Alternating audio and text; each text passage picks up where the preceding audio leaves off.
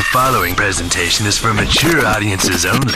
Who are you? He's a fine man. All hell is broken loose. He's a great broadcaster. He's a very powerful guy. Absolutely brilliant. Feared by men, adored by women. He's a smart boy. It's patriotic. It's no big deal. It's the end of the world. I might as well tell you now. He's a monkey. And how you doing, ladies and gentlemen, boys and girls, children of all ages? Welcome in to another edition of The Wild Side with Eric Clark. I am your host, Eric Clark, saying thank you for taking time out of your busy day to hang out with me on the east side of Music City, USA. Make sure you are subscribed to the YouTube channel. Hit that notification button for the live stream.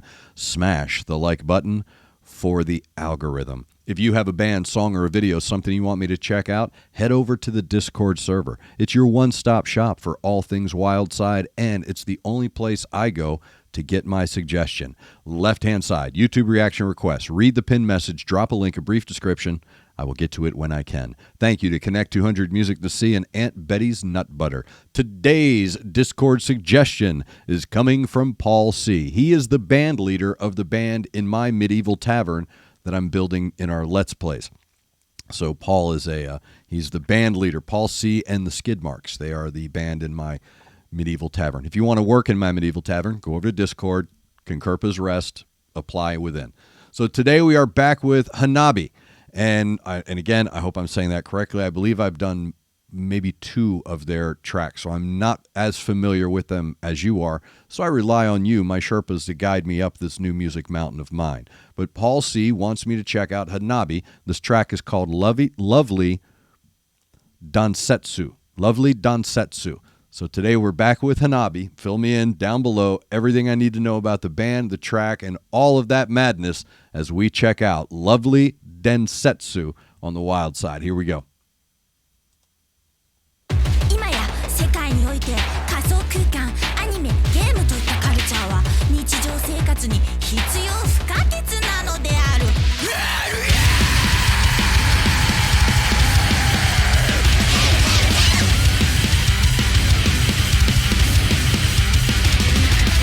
庶民たるいほど時らが強す。庶民らめいこと呼び覚ますミュース。好きなものを好きなだけなんか自信やめよう。好きなものを好きなだけ公開資金投げそう。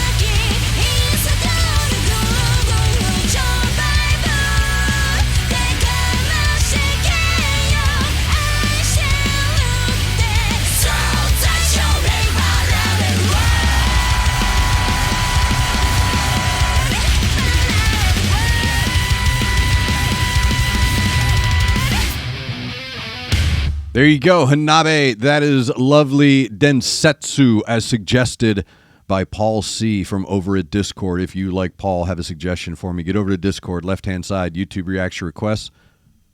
Sorry, there's sirens and stuff going on. It's living in the city. It's not that soundproofed. So if you have a suggestion, get over to Discord, left-hand side, YouTube reaction requests, drop a link, brief description. I will get to it when I can. Thank you, Paul C., for that suggestion. Let me know down below everything I need to know about the band and the track and all that stuff. I know that they're touring Canada right now, and I believe they'll be here in the U.S. very soon as well.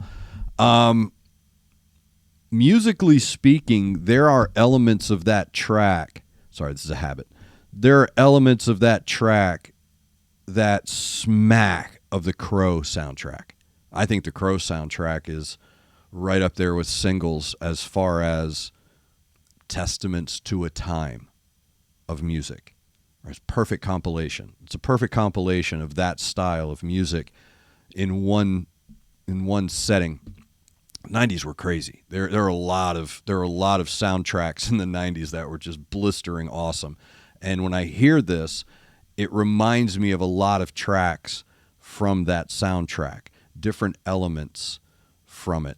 What I like about what this band is doing is taking all of that, deep funk, slam metal, thrash metal. I don't like labels, dude. If it rocks, it rocks, okay?